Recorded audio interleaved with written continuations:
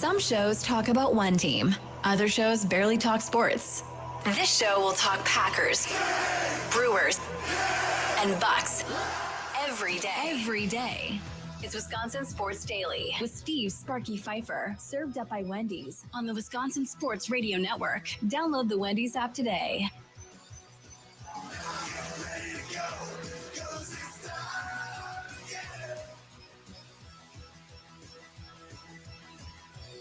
It is time again. Welcome in. Steve Sparky Fifer with you here on a Wednesday. Lot to get to on today's show. A full show for you today as we broadcast live the Wisconsin Sports Radio Network studios, powered by the Potawatomi Sportsbook. So coming up on today's show, I'm looking forward to talking with the president of the Milwaukee Bucks, Peter Feigin. He joins us coming up here in about 18 minutes or so at 2:20. He'll be calling in.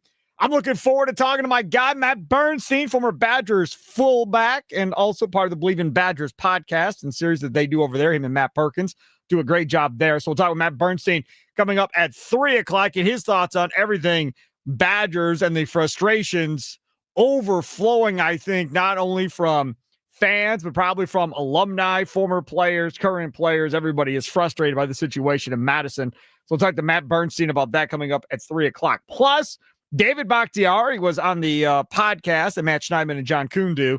So we'll play a couple clips from that too coming up at 4 o'clock. So lots to get to on today's show. I want to start off first talking about a tweet that I saw.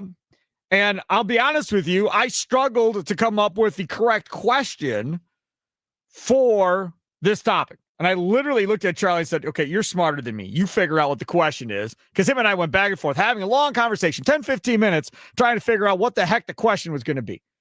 So Charlie came up with a question for this.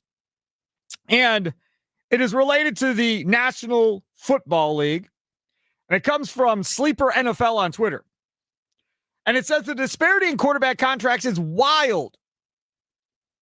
Trevor Lawrence is making $55 million a year. Tua in Miami, $53 million. Kyler Murray in Arizona, $46 million. Deshaun Watson, did you know he was still getting paid? $46 million in Cleveland. Kirk Cousins, $45 million to back up in Atlanta.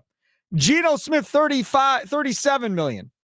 Then you go down and they put 4 other ones. Aaron Rodgers, who the Packers will face this week, is making $13 million. Daniel Jones, who is leading an unbelievable offense in Indianapolis with $14 million. Baker Mayfield and Sam Darnold, $33 million each. That then was quote tweeted by Lance Zierlein from the NFL, longtime NFL writer, NFL.com. Paying top 5 quarterback money to quarterbacks who are not anywhere near being top 5 players at the position will have consequences for the roster composition due to cap concerns. I've heard these conversations before, right? You can't pay a quarterback top money and expect to win. Well, Jordan Love of the Green Bay Packers fits into this conversation when you start talking about guys making a lot of money. Jordan Love is right there in that 50s range, 53, 54, 55 million, right there. So Bruce Irons, who some of you may follow on Twitter, he quote tweets Lance Zierlein and says, interesting debate. If you don't pay it, someone else will. Then you have to start over at quarterback, which may be the right move. Are the guys in the top group going to lead their team to a Super Bowl, or will their contract prevent them from getting there? To which somebody else replies, Joe O, yeah, it's an interesting debate. But really, what choice do the GMs of those teams have? Just imagine you are the Jaguars GM. If you don't pay Trevor Lawrence, somebody else will. Do you really want to start over at quarterback hoping that you can do better? Same with Kyler and Tua. A heck of a conversation. Really a heck of a conversation of to pay or not to pay at the end of the day. And as you know, you may be a person that supports Jordan Love and likes Jordan Love and defends Jordan Love. I tend to be in that camp. But then you also know that there are probably friends and family members of yours that are in the other camp, that don't think Jordan Love can get it done, that don't believe Jordan Love can go and win a Super Bowl, that think they would have been better off going with somebody else. That they shouldn't have paid Jordan Love based off of just one season as a starter. There were a bunch of people that thought they reacted too quickly to giving him all that money. But they were in a difficult situation because he sat for 3 years waiting for Aaron Rodgers to move out of his way to have that opportunity. So after much conversation between Charlie Usen and I in the pre-show meeting, this is the question we came up with. How much of the relationship between a coach and a quarterback play into a quarterback's salary? Now, let me see if I can explain. So you have a Daniel Jones who got stuck in New York by no fault of his own. He was drafted there. He did not go there because he wanted to go there. He had to go there. And Daniel Jones for 1 year under Brian Daboll looked amazing. And everybody thought, okay, Brian Daboll is as good as we thought. Brian Daboll is responsible for making Josh Allen as good as we thought Josh Allen was, because when Josh Allen came out of college, there weren't a lot of people believing that Josh Allen was going to be this. Turned over the ball too much, took too many chances. Okay. Then after 1 year, Daniel Jones came crashing back down to earth and hasn't looked the same since. Then the Giants move on from Daniel Jones, and the Indianapolis Colts, who have been a quarterback disaster since Andrew Luck retired all those years ago, keep rotating quarterbacks every year, have an issue with their starting quarterback in Anthony Richardson, who can't stay healthy, and when he is healthy, hasn't played all that well. So they take a flyer on Daniel Jones. Why? Well, because Chris Ballard, the GM, liked him coming out of college, and because the head coach, also / play caller offensive coordinator, Shane Steichen, also liked him.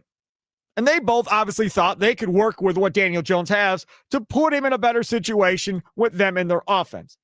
And immediately, you see Daniel Jones looking like the guy that everybody thought he could be as a first-round pick, and all it was a change of scenery. Sam Darnold. How long was he in this league before he found a match in Minnesota, right? With Kevin O'Connell. And presto, he gets a big contract from Seattle and still looks okay in Seattle. Geno Smith, how many different coaching staffs did that guy go through before he got matched up with the right coaching staff and he took the next step? So when you talk about quarterback and coaches, it makes all the sense in the world. But when you ask the question, how much of the relationship between the coach and quarterback play into a quarterback's salary, then what you're saying is that the Green Bay Packers and Brian Gutekunst decided that the magic combination of coach and quarterback is here already in Green Bay. And they believe that Jordan Love's perfect match, like Shane Steichen might be in Dallas or in Indianapolis for Daniel Jones, or like Sam Darnold was with Kevin O'Connell in Minnesota, that perfect match is Matt LaFleur to him. The guy to get the most out of Jordan Love is the guy they have in place. That's why they paid him the money. How much of the relationship between a coach and a quarterback play into a quarterback's salary? Nicolay Law, talking text line, 414-677-1250, 414-677-1250. Find us on the socials, Twitter, Instagram, Facebook, at WI Sports Radio. Stream the show on YouTube at WI Sports Radio as well, either at WI Sports Radio or just search on YouTube, WI Sports Radio, and you'll find us, or Wisconsin Sports Daily, or whatever you want to look up. The Chicago Bears are another interesting story. How many quarterbacks have they drafted that have been failures? Now, they haven't had one really come back and bite him in the butt, where they laughed and all of a sudden they were good. This latest example is Caleb Williams. And after 1 year of Shane Waldron trying to coach him up, they said, this isn't going to work. You're not the guy. We're moving on. And now here is Ben Johnson. Now he's been given an opportunity. Ben Johnson is credited with how great that offense was in Detroit, for making Jared Goff look even better than he looked with the Rams. And Jared Goff went to a Super Bowl with McVay, but making him look even better than he was prior. Okay, has Caleb Williams gotten better? Yes. Is Caleb Williams really good? No. But he's better than he was last year. And at some point, they're going to have to figure out in Chicago whether or not they want to pay that dude a whole bunch of money to be the franchise quarterback in Chicago.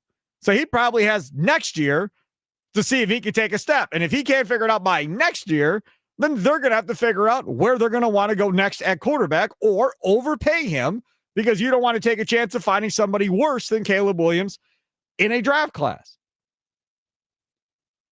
So, Charlie, I ask you, it's your question. How much of the relationship between a coach and a quarterback play into a quarterback's salary? I think it plays immensely into this type of decision for a team, whether or not to pay a quarterback in a situation like this. And you look at a lot of these young quarterbacks across the league, and you brought up Caleb Williams and just what he did last year with Shane Waldron and Thomas Brown and whatever fiasco was going on with the Bears coaching staff at any given time during any given week. It felt like it was something new happening with them all the time. He was still able to have those moments where you saw he was a very talented player. And now you're seeing him with a much better play caller in Ben Johnson, a much better head coach who has a much better grasp of the situation in Chicago right now, at least from what we're seeing at this given moment. And you see Caleb Williams flourish a little bit. And like you said, he isn't perfect yet, but he's also still a guy who's in this first half of the second year of his career. He still has a lot to go from here. But you're also seeing guys like Drake May who are in kind of a similar situation to a Caleb Williams right now out in New England, where last season you saw those flashes of him being able to be a really good quarterback, and he's a highly drafted quarterback. And now with Mike Vrabel as that head coach, he's flourishing and become one of the best quarterbacks in the league. He's surpassed Caleb Williams. He's not just being better. He's literally playing at a top 3, top 5 quarterback level in the NFL right now, which is absurd. And you can see that these are the same guys that were a Sam Darnold and a Baker Mayfield 10 years ago. These are the same players that were drafted then. Right. Those guys, they have the same type of expectations that were put on those players then when Sam Darnold was drafted by the New York Jets. And you could see in a situation in New York, there's moments where Sam Darnold did look really good and you had hope for him. It was just about finding that right situation for Sam Darnold. And now you're seeing what he can do there. So, yes, you can look at a lot of these QB salaries and say that Geno Smith is overpaid in a situation like this. But what we know with Geno Smith is that when he got to Seattle and that first year under a Pete Carroll where he was a backup, you saw him be able to learn from a Pete Carroll. You saw that he could go out there and perform once Pete Carroll left Seattle and be the guy that steps into that Seattle starting quarterback shoes that was left by Russell Wilson. And now when you go into Las Vegas, you say, you know what, Pete Carroll's the head coach again. Geno Smith has a good relationship with Pete Carroll. It should matter into how much we pay a Geno Smith. It should factor in how much faith we have in a Geno Smith. What we've seen with Jordan Love and Matt LaFleur so far is that they've been able to build that relationship. And where you can tell relationship matters a lot with the Green Bay Packers because Matt LaFleur and Aaron Rodgers didn't have that relationship. And Aaron Rodgers can go out there and play at MVP level, but that doesn't mean the team's going to win Super Bowls. So now you have to see, how do you take that relationship and also factor that into the trust you have for this quarterback to develop moving forward here?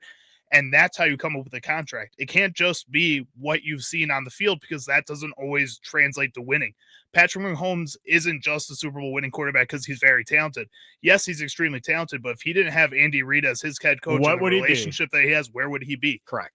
If Nick Sirianni and Jalen Hurts didn't believe in each other the way that they do, because you can see it when they call plays, that team would not be a Super Bowl winning team. It matters a ton.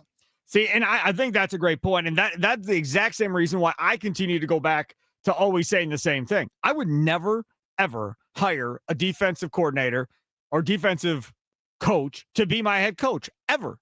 And the answer is simple. I would rather lose Jeff Hafley, right, a defensive play caller, to go be a head coach somewhere, than have to reestablish a new connection with my quarterback. I have no interest in doing that. So if my play caller is my head coach with my young quarterback, I know they're together for as long as they want to be. 10 years, 12 years, whatever. I don't got to worry about it. But if it's a defensive guy and my offensive coordinator is a hot name, see Ben Johnson, now I've got to worry about, oh man, what am I going to do if I lose him? Am I going to be as good on offense if I lose that guy at that point? Now, in the Lions situation, it's a veteran quarterback, so maybe not as much of a concern. But in the Bears situation or any other young quarterback situation where you have one coach, one coordinator, and then he's gone after a year. See Alex Smith.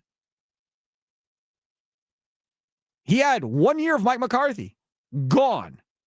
And then he had another offense coordinator, gone. I think his first 4 or 5 years in the league, he had a different coordinator every year as head coach, as the quarterback in San Francisco. If that would have been Aaron Rodgers, that guy's career would never have been the same. It never would have turned out as good. Nobody would even be talking about or caring about Aaron Rodgers. So coaching, matching up with the quarterback plays in, and it should play into whether or not you're going to pay that guy money. I never really thought about it until Charlie and I started talking about it in the pre-show meeting, but it makes all the sense in the world at the end of the day.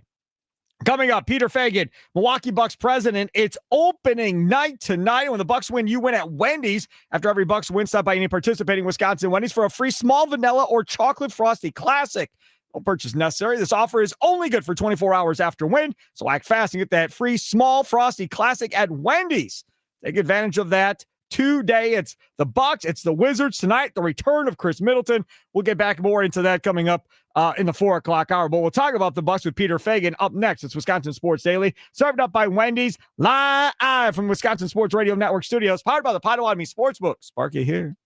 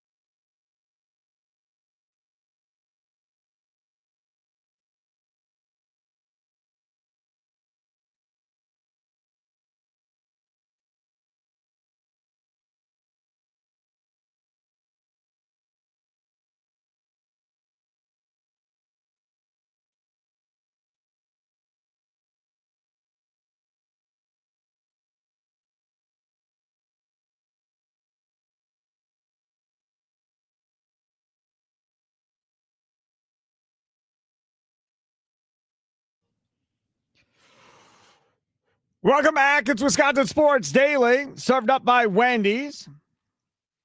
See Sparky Fifer with you, Charlie Usen, other side of the glass. Still to come, Matt Bernstein, former Badgers fullback, part of the Believe in Badgers podcast. He'll join us coming up at 3 o'clock. Pat Murphy was on the show with John Heyman and Joel Sherman of the New York Post.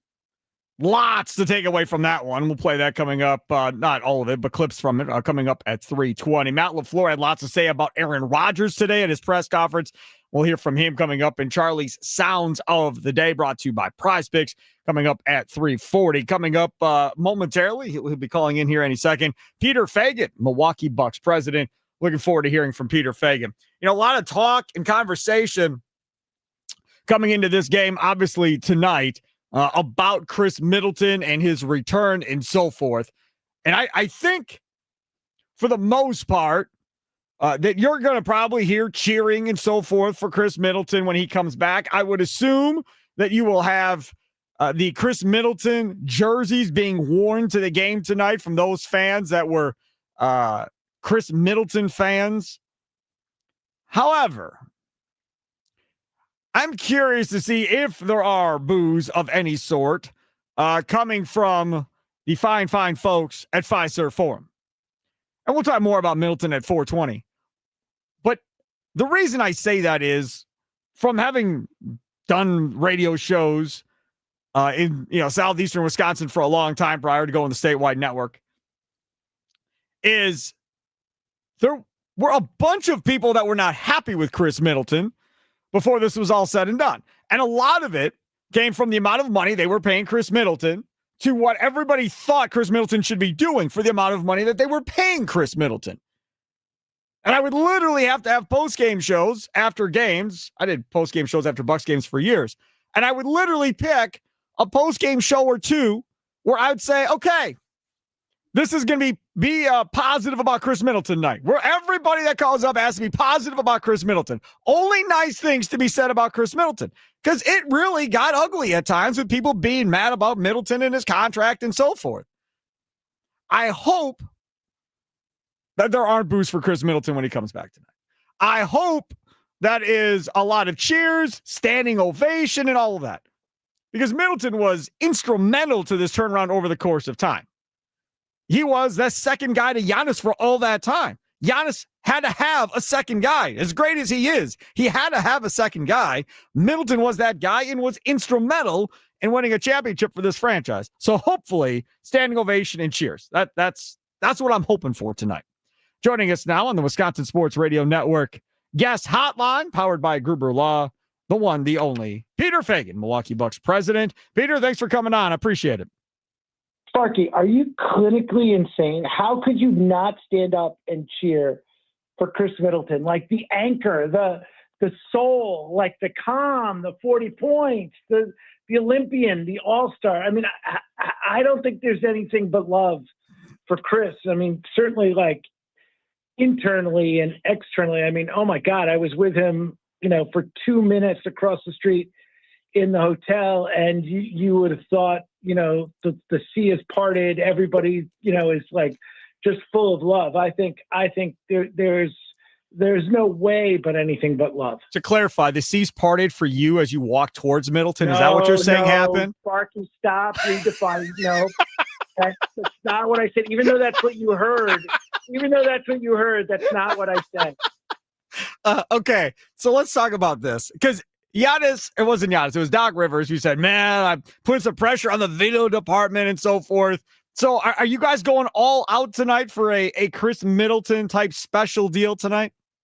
First of all, I think like Chris, it's no more of a challenge. Like, I don't even think Chris has tear ducts. He's a robot, like the guy I love the most, but he is not this emotional kind of guy to do it. I don't think we're going to shed a tear. I think we're going to get a blush and like a wave and like a big smile, which in Chris Middleton world is like an hysterical crying fit, like is incredible, like to get in. So I think him coming back, I think there'll be a lot of love. We've done some funny things for him, like kind of internally on his arrival, to shoot around and just kind of give the love. His family's here. in a suite, and kind of his kids are here. So I think this is a big deal for him too. All right, so lots of new stuff coming up at Fifer Forum this year as well, as far as food and other things, correct? Yeah, I mean, besides having a younger, faster, fun team, besides people getting revved up to see how good Miles Turner is and how deep we are, I think we're doing things like complementing our Johnsonville brats with some of Nathan's famous hot dogs. We've created a new front row lounge.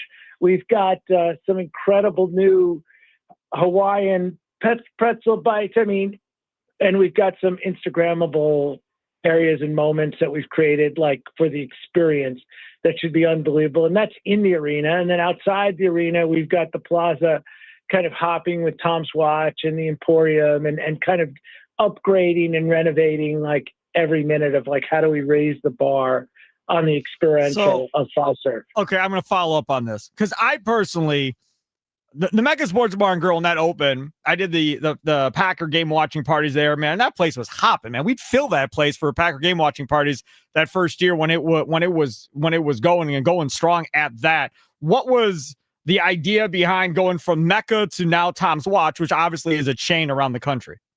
Yeah, very, very simple. Tom's Watch does this at such a high level, kind of changes like literally what the environment is like, and activates a lot better than we had been doing. So for us, again, the objective is 365 days. I mean, in their first weekend, this place will be packed for MMA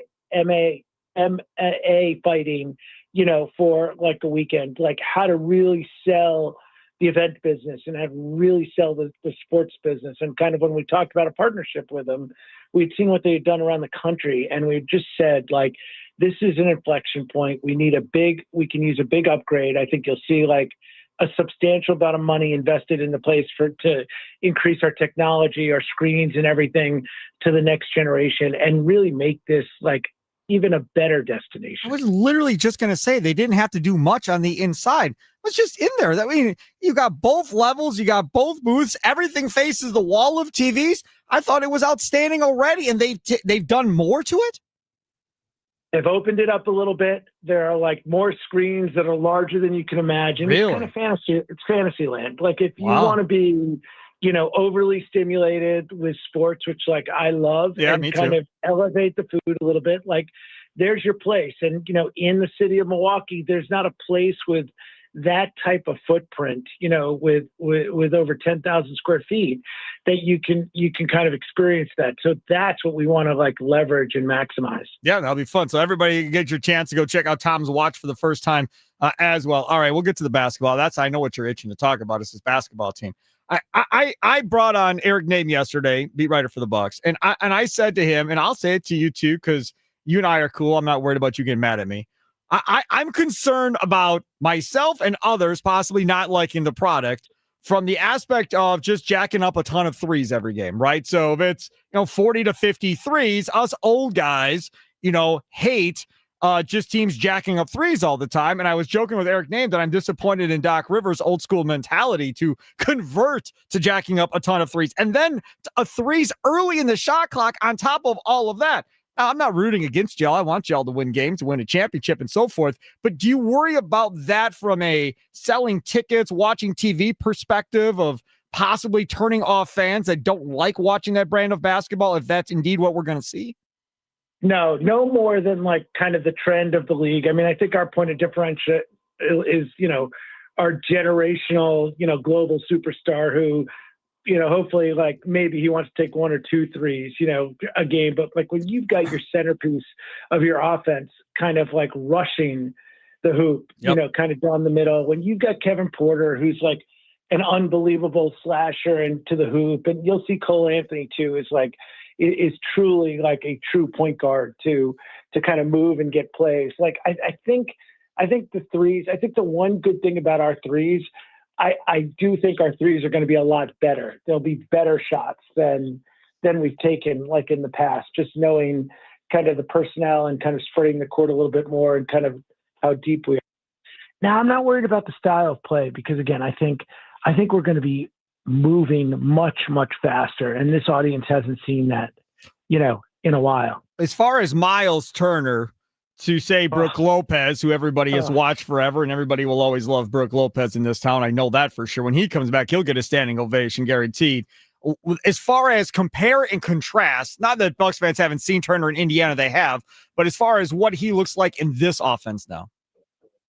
Yeah, so he certainly understands space and kind of where the balance between him and Giannis early. He's certainly the defender and stopper, like as Brooke was. The difference is he gets out on top very, very quickly, and he covers a ton of space and can actually like run the break. And he's twice the athlete I think we thought, and kind of like a dynamic, unbelievable, leader for us. So I didn't think we knew kind of directionally how strong-willed and like respected he is automatically on the team. And you'll see him. I mean, I think he'll be kind of the pulse of the team, certainly, on the defensive side. And, he'll be a big part of the offense. So and by the way, he's like ingratiated himself, in Milwaukee. I saw him wearing Brewers stuff. Oh, he didn't miss a playoff game. He went up to Lambeau. He wants to do his apple picking. Like, I mean, this guy is loving it, and he's authentic, good dude, and he'll be beyond additive for us. On with Peter Feigin, Milwaukee Bucks president, here on Wisconsin Sports Daily, served up by Wendy's on the Wisconsin Sports Radio Network. Steve Sparky Fifer with you.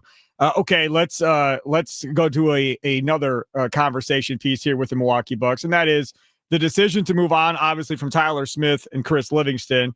And this has become a talking point, especially from NBA writers that I've seen on social media, as far as the lack of productivity, I guess you could say, from draft picks over recent years. And you guys were out there telling everybody, look, we want to be younger, we want to be faster, and so forth.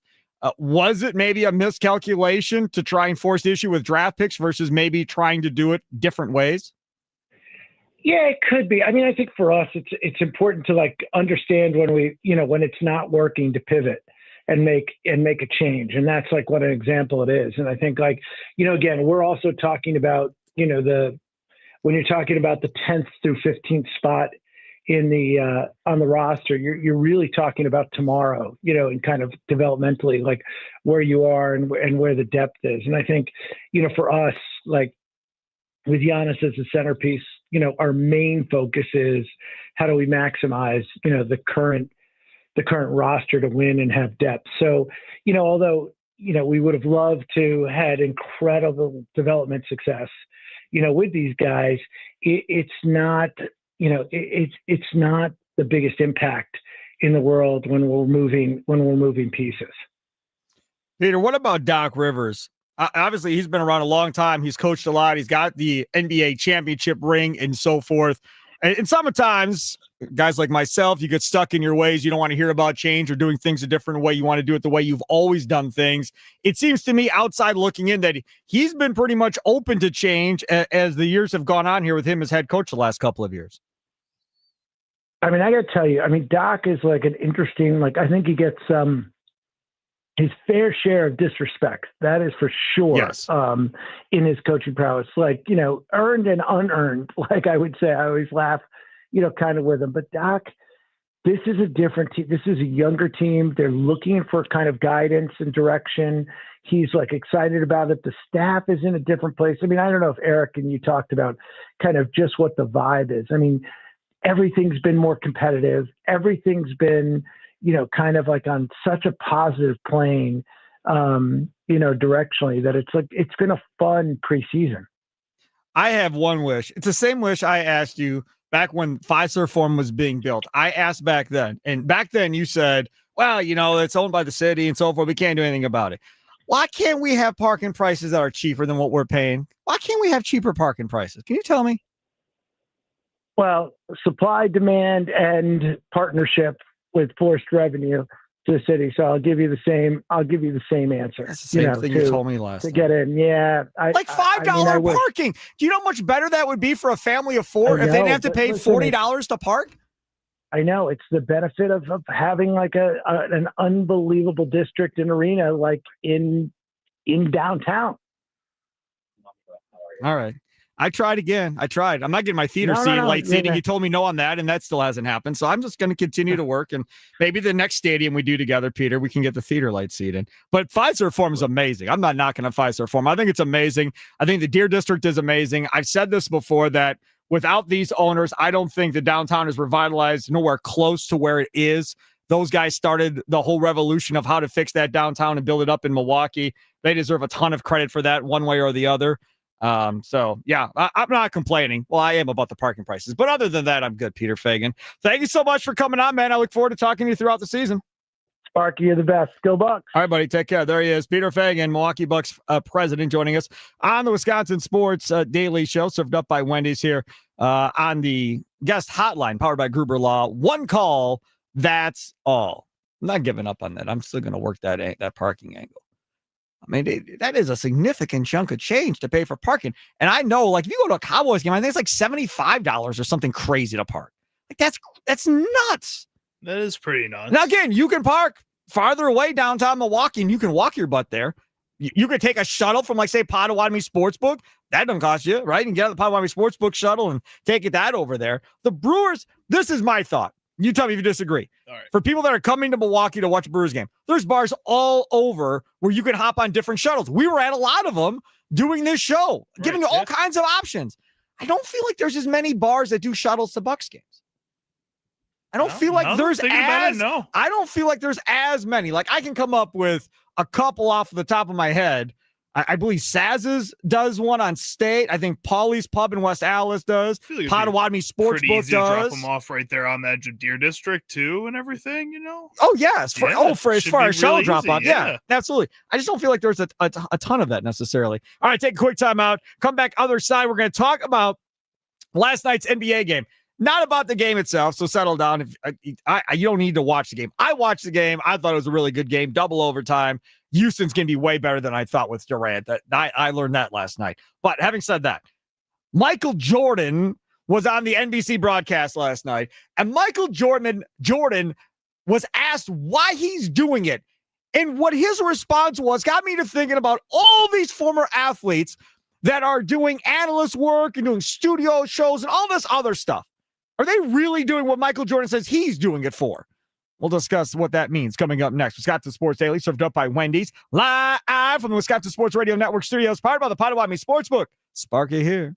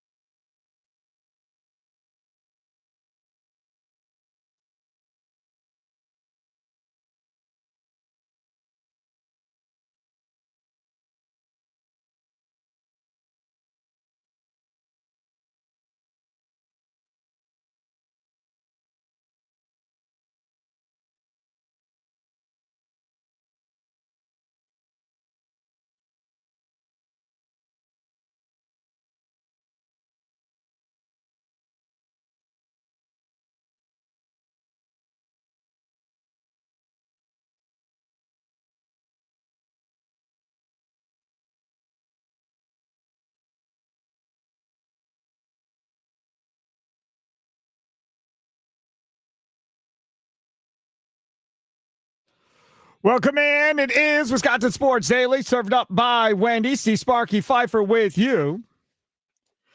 Potawatomi Sportsbook, babes. That is what we're talking about here. Up for a game, Potawatomi Sportsbook right there with you for all international games and matches. The Midwest's best sportsbook opens early. Place your bets, kick back, enjoy the show on an absolutely enormous video wall. Then grab a cold one along with food from a menu packed with flavor. Not up for watching the game, but still want in on the action? You can wager on any sport, anytime at quick service kiosks. Bet above the rest at Potawatomi Sportsbook. I'm telling you, that is the place, man. That center screen wall, that is 2,000 square feet. That's like as big as some of your houses. Bigger than mine for sure, and bigger than a lot of ours probably, but it is gigantic. Up to 30 sporting events at one time. The Potawatomi Sportsbook, unbelievable Potawatomi Sportsbook kitchen. Just really, really good stuff. All right. So yesterday we had a chance to check out the NBA on NBC. I will say this, Charlie Usen, they did it correctly. Yay! You were happy, you angry old man. They did it correctly. And you know, it's funny. You call me old guy. Did you see the clip where they had all these current NBA players asking them about the last time it was on TV? Mm-hmm. None of them remember. None of them, because none of them were alive. None of them remember. They just started laughing. I don't know anything about it. Steph Curry was like the only one that knew anything about back then. So either way, they did it correctly. I'm proud of them. And I don't know about everybody else, but me personally, whether it's MLB, Fox, I'll even put the NHL in there, NBA, whatever. Anytime you're on an over-the-air station, right? Fox, CBS, ABC, NBC. Any of those four, when it's on, to me, always feels like a bigger game. I don't know. And it appears on Tuesday nights, we're going to get a game on NBC. And then there's going to be some on Peacock and whatever. But we're going to get a game on NBC. That was awesome last night. The production elements were good. The score bug, everybody has something to say about a score bug on every TV. I don't know why it matters. As long as you know who are playing and you can read the score, who cares what it looks like? But everybody seems to have something to say about a score bug on a game nowadays. But it looked fine to me. I thought it did great. I liked the play-by-play team. I didn't know about Jamal Crawford and how that whole thing was going to work out, but that seemed fine. Reggie Miller is Reggie Miller. I thought he was good. So A+. I thought they did very well on NBC. Now, they brought in Michael Jordan. Michael Jordan is going to be a guy that's going to be involved in these broadcasts for something. Now, I don't know if they shot the whole year sitting at his house in one taping and they're going to play clips from that all year, and that's going to be his segment all year, or is he actually going to go to games? Is he going to be in his studio? If I was guessing, he's going to do it all from his house. Could be wrong. You don't think he'd go to games? It's Michael Jordan. He goes to basketball games. No. Like, you see him in stadiums a bunch. I don't know. No. Absolutely not. No. I think everything's going to be shot at his house. Might get paid a little bit more. Yeah, he don't care about it. He said it in the interview last night. I'm good financially. I don't need anything like that. I'm totally fine. For side activities for a guy like Michael Jordan, you know? So Michael Jordan was asked by Mike Tirico, who's amazing. I'm a huge Tirico fan. Tirico, the dude, I'm a big fan of because I've had nothing but great interactions with him over time. And Mike Tirico, the broadcaster, I think he's really good. But Tirico pretty much asked him, like, why are you doing it? Why do you want to share what you're thinking about basketball now? It's pay it forward. You know, I have an obligation to the game of basketball, not financially. I'm okay. I mean, I think more or less from as a basketball player is to be able to pass on messages of success and dedication to the game of basketball. Still love it? Love it like you wouldn't believe. I mean, in all honesty, I wish I could take a magic pill, put on shorts, and go out and play the game of basketball today, because that's who I am. That's that type of competition, that type of competitiveness is what I live for, and I miss it. I miss that aspect of playing the game of basketball, being able to challenge myself against what people see as great basketball. But it's better for me to be sitting here talking to you as opposed to popping my Achilles and I'm in a wheelchair for a while. But it's nice to be able to share the things that can still make the game great going forward from your perspective? Yeah, I think one of the things why I did this is, as professional athletes, we have an obligation to pay it forward. That's part of what this is all about. Is to pass it, pay it forward. Great mentality. Love the mentality. The question is, do you view what former athletes are currently doing in the media right now as paying it forward? Now, you could take the NBA, which inside the NBA, which used to be on TNT, is on ESPN tonight, starts at 5 o'clock Central. Good luck getting home to watch that. I'm not going to see any of it. But either way, so that starts tonight on ESPN. Barkley, is he paying it forward? Is Shaq, is he paying it forward? Reggie Miller, Jamal Crawford, all these, are they paying it forward? When you're watching the NFL, are they paying it forward? All these former NFL players and coaches around, do you view it as paying it forward? Nicolay Law talking text line 414-677-1250, 414-677-1250 on the socials at WI Sports Radio, YouTube streaming there as well at WI Sports Radio. I hate to break it to you. I don't see it as paying it forward. Not by how they go about what they do. No. When you say, and maybe I have a different version of how I view it than you, but when you say paying it forward, to me, that means positivity and helping to promote the sport and get people to watch the sport. That's how I view paying it forward, right? What these guys all do is what I do, which is criticize, critique, all of that, have a good time with your buddies, have fun. They're doing sports talk radio on TV with no care in the world as to who they offend or who gets mad at them in the current sport, and they just say what's on their mind, which, as a fan, you love. That's what you want. But from Jordan's perspective of paying it forward, I don't think that's paying it forward, Charlie. I don't think so either. I think what these guys do and what they go out there, a majority of them, is trying to stay relevant. They're paying it forward to the fans and to themselves, maybe, but they're not paying it forward to the next generation of players most of the time. They're not going on these shows and having sit-down discussions with a lot of these players that are going to help these players become better. And maybe that's what Michael Jordan is going to do here, which could be really cool. But right now, I'm not seeing that. Right now, what I'm seeing is Shaq go out there and trash young players. Charles Barkley go out there and trash young players for being themselves. It's weird the way that these guys talk about the current players. It doesn't feel like mentorship to me. Oh, it's definitely not mentorship. No. And then what do you have? You got these young guys, they call them old heads, hating on those guys. And I get the beef to a certain degree, right? As far as how one generation looks at the next generation. It's no different than your parents. You have any idea how good you got it? You know how it was when I was your age. I walked 10 miles in the snow up to my neck without any clothes on just to get to school. Mm-hmm. You're fully clothed and you got shoes on your feet and I take you places. Now hush and sit back in the back of that car, right? I mean, it's no different. Elvis Presley was like the devil back in the day when people used to listen to Elvis Presley. That was horrible. And look what the music we got on now, right? That's not much different. Coming up next, Matt Bernstein, former Badger fullback, next on Wisconsin Sports Daily. Served up by Wendy's, live from Wisconsin Sports Radio Network studios, powered by the Potawatomi Sportsbook. Sparky with you.